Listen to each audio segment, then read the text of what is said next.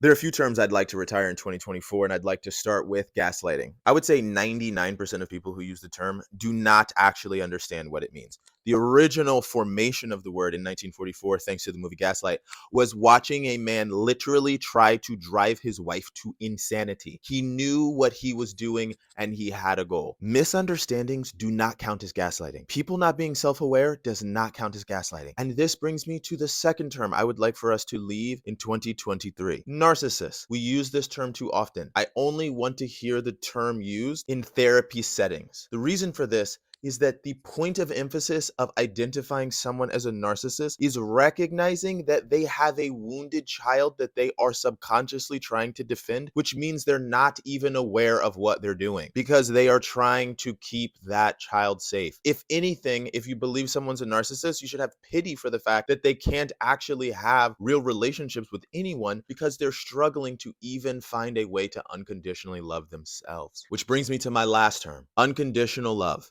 We need to retire this term until you have actually become self-aware enough to recognize that setting conditions on people as the way of defining that you unconditionally love them is absolutely false. You cannot say that you unconditionally love one person, but then don't unconditionally love another, because unconditional love as a terminology requires unconditional love. That means that there are no conditions. So why don't we just accept the idea that 99% of us just conditionally love people and then actually start to feel out the boundaries? Because this could help us recognize that most people aren't narcissists. We're just in constant misunderstanding of each other's perceptions, and that we could potentially unconditionally love others if we could learn to unconditionally love ourselves. But that starts with us. I think that we can all move towards an incredible future if instead of jumping to these terminologies to describe others, we actually sat down with ourselves to understand why we are projecting our thoughts, beliefs, and ideas on others. The world's about to be a better place in 2024.